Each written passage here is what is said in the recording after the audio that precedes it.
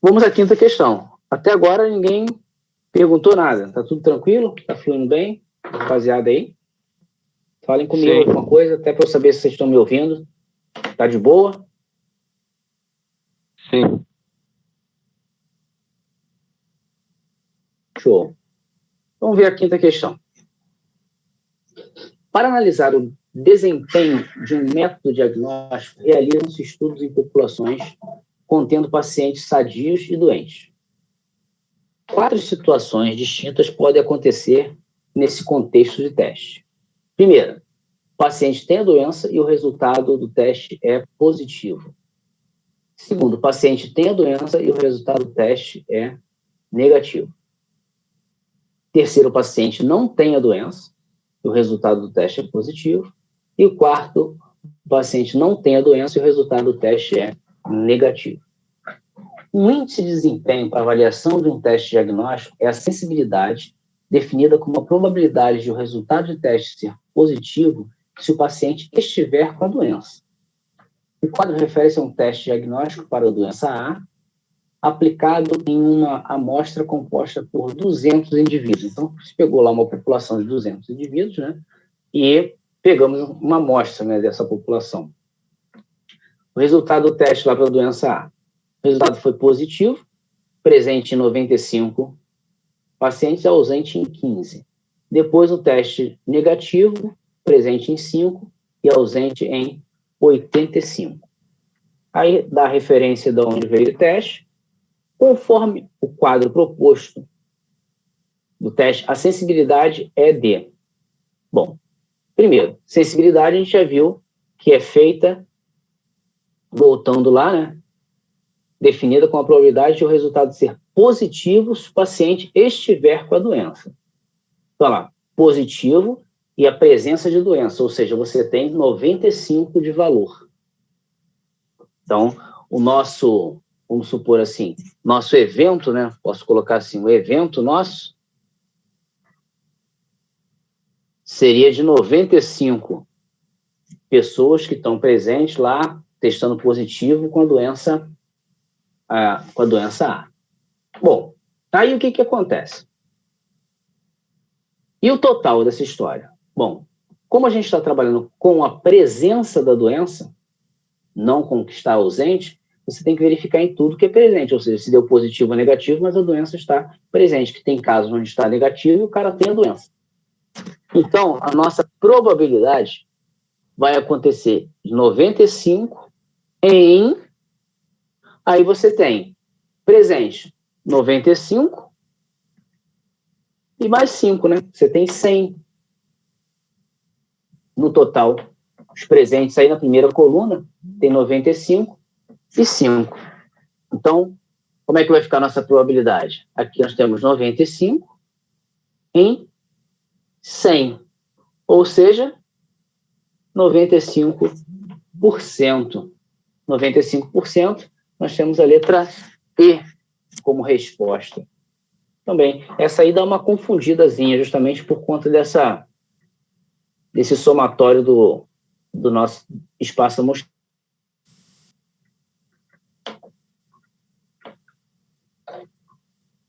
E a sexta questão, vamos interpretar a sexta questão e ver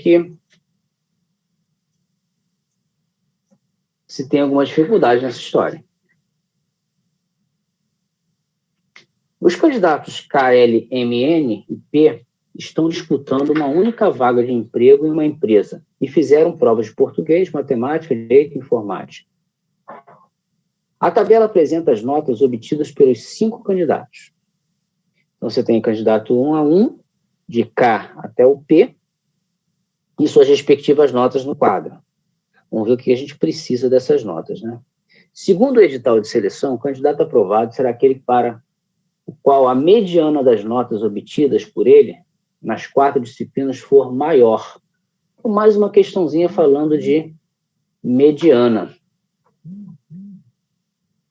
Mais uma questãozinha falando de mediana. Tá meio que...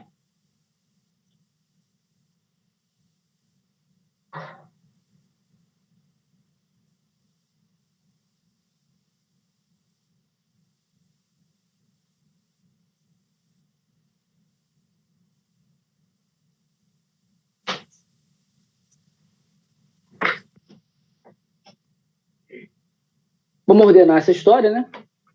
De todas as notas. Vou pegar o candidato K e ordenar as notas. Já está ordenado aí. O quantitativo de notas é um quantitativo par, né? Então você vai ter que pegar os dois termos centrais e fazer a sua mediana. Então, por exemplo, vou colocar assim, mediana do candidato K. 33, 33, 33, 34. Então, a mediana desse cara aí, rapidinho de fazer, dá para ver que é 33, né? Então, você vai ter 33 mais 33 dividido por 2. Então, 33.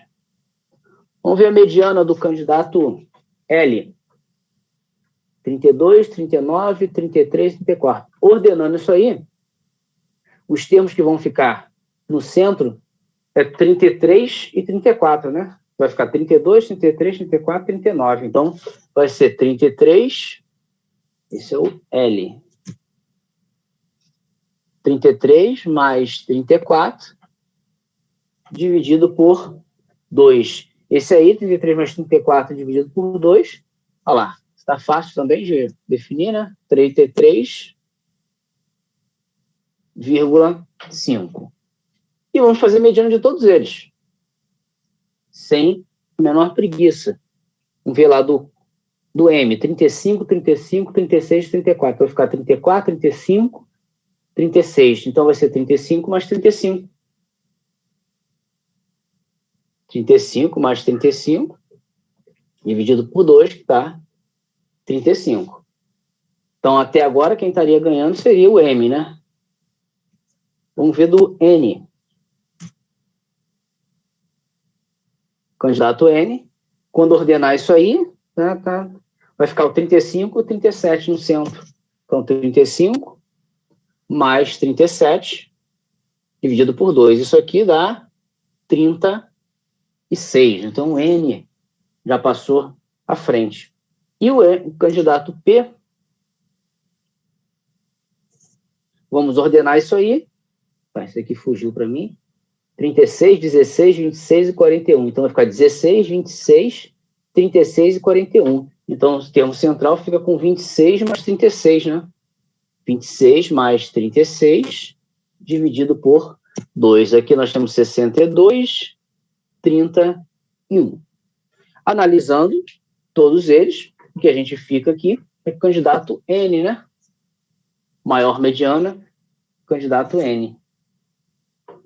E da letra D de dado.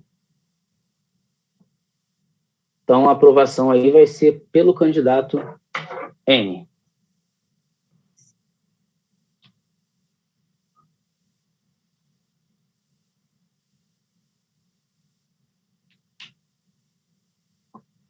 Vamos à sétima questão. Novamente, um cientista trabalha com as espécies 1 e 2 de bactérias em um ambiente de cultura. Inicialmente, existem 350 bactérias da espécie 1 e 1.250 bactérias da espécie 2. O gráfico representa as quantidades de bactérias de cada espécie em função do dia durante uma semana. Em que dia da semana a quantidade total de bactérias nesse ambiente de cultura foi máxima? Então, a gente vai ter que analisar aí o gráfico. O gráfico ele tem na parte horizontal os dias da semana, né? Na parte vertical a quantidade de bactérias. Esse gráfico é um gráfico em linha. Então, você começa a verificar o que a gente tem aí. A quantidade máxima de bactérias no ambiente vai corresponder ao quê? A soma da quantidade de bactérias das espécies 1, que está lá, e 2, né? Então, para isso, a gente consegue ver de forma até bem fácil no gráfico lá. Você vê que você tem 1 na terça-feira, 1.100, eu estou analisando o gráfico aqui.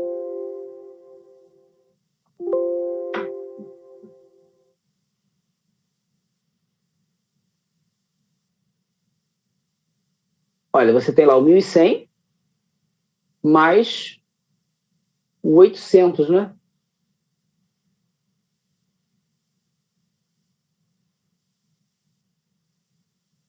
É isso aí. Então, você tem lá a bactéria Jun.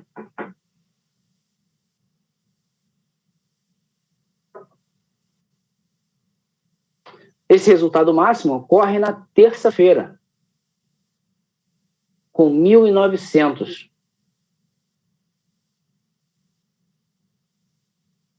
Você pode somar todos os outros. Na segunda, você soma 1.250 com 1.350. Nós temos 1.600 na segunda-feira. Na terça, você tem 1.100 com 800, tem 1.900. Na quarta, 1.450 com 300, 1.750. Na quinta, 850 com 650. Nós vamos ter 1.500. Na sexta, 1.400 com 300, tem 1.700. Depois, no sábado, 1.290. E no domingo, só 1.350. Então, na terça-feira, que é o somatório desse 1.100 com 800. 1.100 com 800. Então, o total aí foi de 1.900. Que dá a letra A. Na terça-feira, o maior quantitativo aí de cultura. Também fácil, só a interpretação do gráfico aí de somar as pontas, né?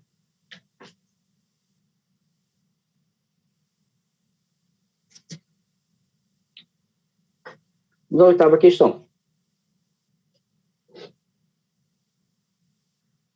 A taxa de fecundidade é um indicador que expressa a condição reprodutiva média das mulheres em uma região e é importante para uma análise dinâmica demográfica dessa região.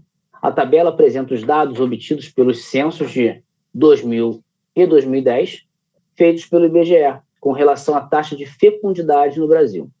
Então, tem um censo lá feito em 2000, depois em 2010. Em 2000, você tem 2,38 a taxa de fecundidade, e em 2010, 1,9 a taxa de fecundidade. Lembrando que toda vez que você faz uma taxa, é uma razão, né? É uma relação que você tem. Suponha que a variação percentual relativa na taxa de fecundidade no período de 2000 a 2010 se repita no período de 2010 a 2020. Nesse caso, em 2020, a taxa de fecundidade no Brasil estará mais próxima de... Então, olha só, o que seria a nossa variação percentual nesse período de 2000 até 2010? É você pegar a subtração, né, a diferença entre as taxas. Um foi lá 2,38 e o outro foi 1,9. Mas como você está no período aí de 2000 até 2010, você não pode inverter a ordem, né? Porque se você inverter a ordem, pode trazer para você o transtorno de ter uma variação positiva ou negativa e não condizer com a realidade. No nosso caso aí, se a gente perceber direitinho, essa taxa de fecundidade ela diminuiu. Então, nós teríamos uma taxa de crescimento negativa, tá? De menos alguma coisa por cento aí na taxa de fecundidade. Então, se você pensar no período de 2000 a 2010, que é o que ele quer que você pense, como é que você vai ter essa taxa? Isso em relação, logicamente, ao inicial, né? Você vai ter o final, a taxa final em 2010, 0,9. Menos a taxa inicial em 2000, 2,38. Em relação ao inicial, 2,38. Então, daí que vai sair a nossa taxa. Isso aqui vai dar 0,20 negativo. Então, menos 20%. Nós temos aí aproximadamente menos 20% de taxa percentual. É o decrescimento, né, da taxa de fecundidade. Aí, você quer, por consequência, em relação ao próximo crescimento, que é de quanto? Aí, vamos lá.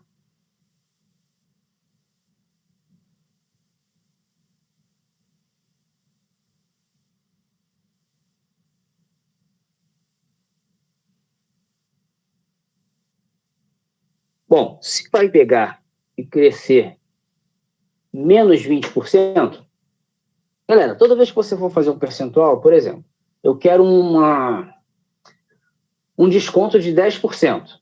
Eu pego o valor principal e multiplico por 0,9.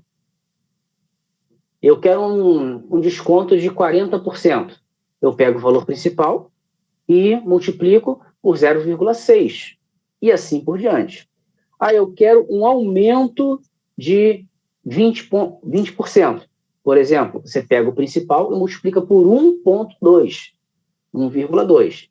E assim por diante. O nosso decréscimo aí, a nossa taxa percentual está decaindo em 20% negativo, ou seja, não aumenta 20%, diminui 20%. Ou seja, você tem um desconto de 20% em relação ao inicial. E o nosso inicial é o inicial de 2010, porque agora, em 2010, você tem uma taxa equivalente a 1,9. Se você multiplicar essa taxa equivalente pelos descontos de 20%, você multiplicar pelo desconto de 20%, basta você multiplicar por 0,8, né, que é 80%. Você acha a sua taxa percentual. E 0,8 vezes 1,9, você vai ter aí 1,52. Então, se seguir esse padrão de 2000 a 2010 caindo 20%, em 2020, que é o período que a gente está procurando, você teria uma taxa de fecundidade de 1,52. Tá fechado? Diz aí que se está fluindo tranquilo, gente. Me dê uma posição aí. Tá fluindo, professor. Tranquilão? Sim, tranquilo.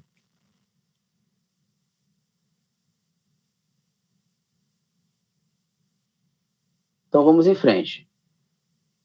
Meu saiu tudo da tela aqui, não sei se saiu de vocês. Voltou, para mim voltou. Vamos à questão 9. Eu acho que vou ter que apagar agora. Vou apagar o primeiro quadro aqui.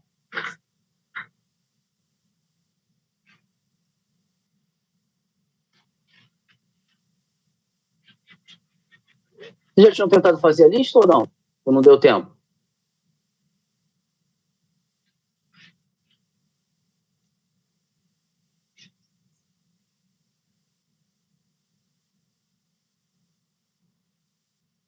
Para mim não deu tempo, professor.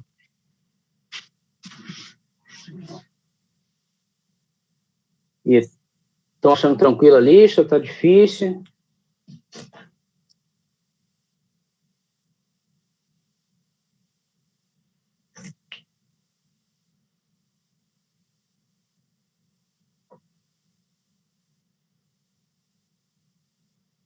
Vamos lá. As projeções para a produção de arroz, falar de arroz, né? Arroz é complicado, né? Arroz é ouro hoje.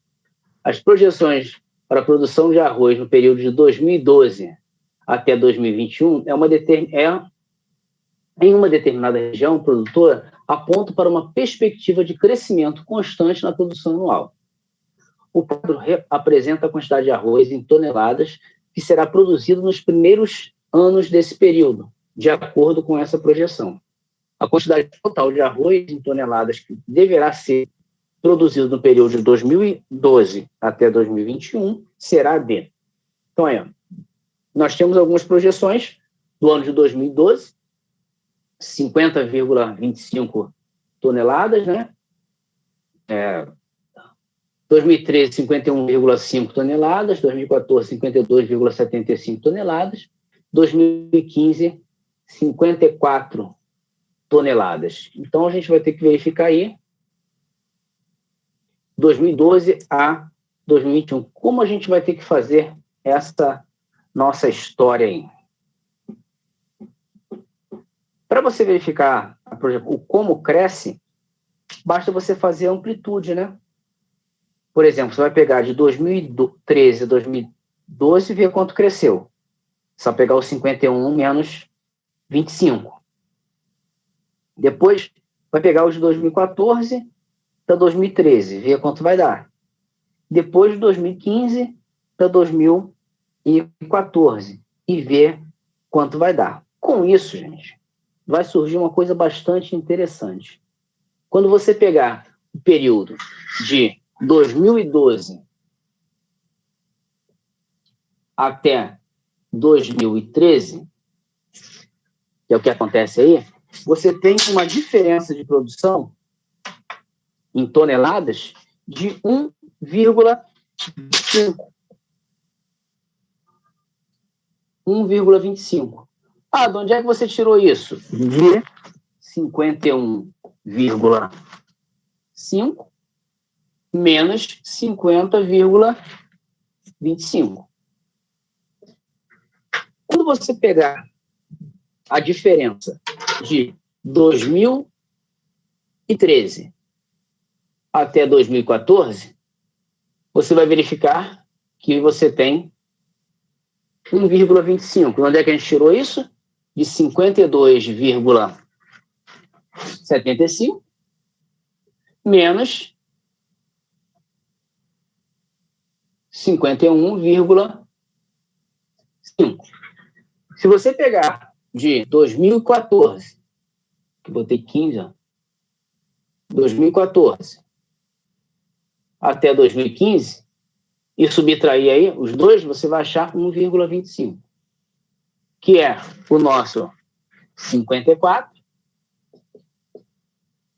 menos 2,52,75.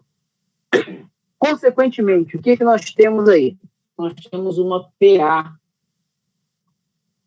de termos 50,25, 51,5, 52,75, 54,0. Então, essa é a nossa PA, que vai crescendo.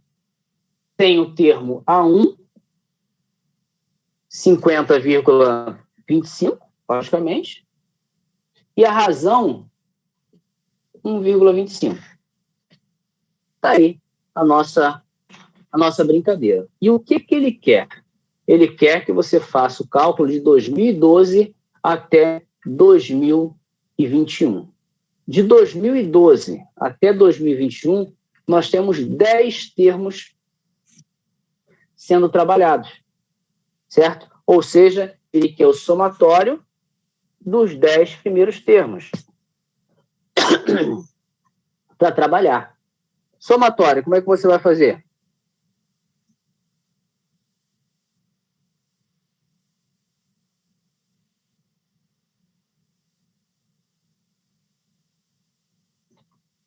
Você pode escrever como sendo 2 vezes o primeiro termo, mais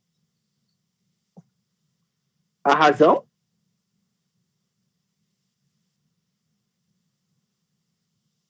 dividido por 2, isso vezes o valor dos termos, que é 10. Lembrando que esse A1 mais 9R é o tal do 10º termo, né? Só para a gente lembrar, o somatório de N termos de uma PA, você tem A1 mais AN vezes R dividido por 2. Então, eu já substituí aqui rapidinho, porque o AN é o último termo. Vai ser o A1 mais 9R. Então, já somei a história aqui para ficar mais direto para trabalhar. Por isso que eu escrevi desse formato. Não sei se ficou ruim assim. Tá? Mas se tiver dúvida, a gente faz no rascunho aqui, ó. Então, esse S10, você vai ter o A1 mais o AN, é o A1 mais 9R, porque é o A de número 10. Por isso que eu substituí daquela maneira ali. Só para deixar claro aí, deixar especificado, a gente não achar que está ultrapassando muito, né? 2 vezes 50,25, agora é fazer conta. 9 vezes 1,25, dividido por 2 vezes 10. fazendo nossas contas aqui,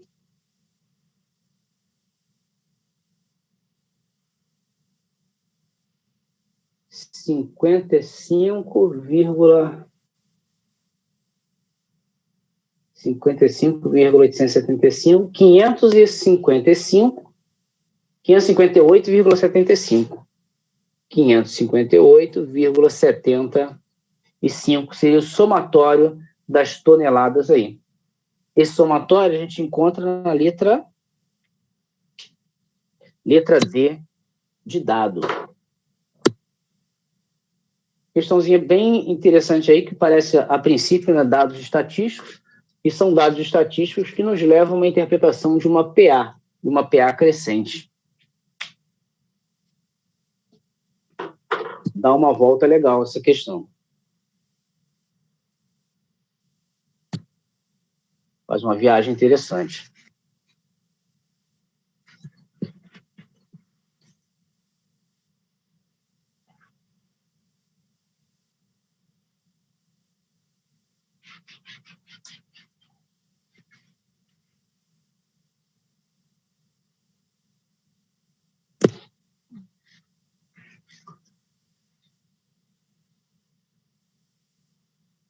Vamos ver o que a gente tem na 10ª questão.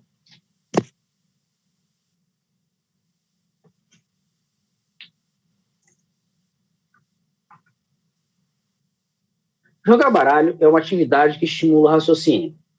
Um jogo tradicional é a paciência, que utiliza 52 cartas. E, inicialmente, são formadas 7 colunas com as cartas. A primeira coluna tem uma carta, a segunda tem 2 cartas, a terceira 3 cartas, a quarta tem 4 cartas, e assim sucessivamente até a 7ª coluna, a qual tem 7 cartas, e o que sobra forma um monte, que são as cartas que vão ser utilizadas nas colunas depois que você virar, né? A quantidade de cartas que forma o monte é... Então, aí tem as opções. Bom, como é que você vai ter essa história? Eu acho bem tranquilo, né, de fazer essa. Total, são 52 cartas. Aí você vai distribuir as cartas em colunas. Então, se você vai distribuir, você vai tirar desses 52. Menos. Primeira coluna, uma carta. Segunda coluna, 2 cartas. Terceira coluna, 3 cartas. Quarta coluna, 4 cartas. Quinta coluna, 5 cartas. Sexta coluna, 6 cartas. Sétima coluna, 7 cartas. Fechamos aqui. Simples assim. Então, nós temos aí...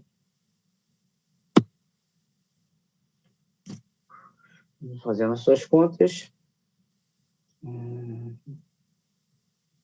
24. Então, o monte lá que sobra, né, para você manusear, começar a participar do jogo, são 20 cartas. Então, você vai ter as colunas lá na paciência e você vai ter 24 cartas para poder começar a virar e encaixar ali para poder testar sua paciência no jogo. Por hoje, galera, a gente topa fica nessa vibe aí, né? Eu acho que as questões de hoje foram as questões não muito técnicas, né, mas de interpretação.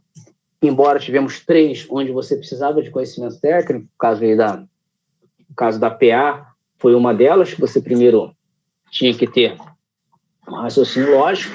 Depois, outro conhecimento técnico que eu frisei bastante durante essas questões foi a tal da mediana, que é um assunto muito recorrente. Então, é importante que a gente tenha... o conceito, né, a definição aí de mediana bem na ponta do lápis para poder utilizar. Na próxima semana, eu trago mais questões para vocês aí, com carinho, para mais uma revisão. Tá? Por hoje, a gente fica aí. Se quiser perguntar alguma coisa, caso contrário, eu vou estar liberando vocês. Vamos ver se a Tamires deve falar, tem uma palavrinha com a gente também aí. Tamires, está por aí?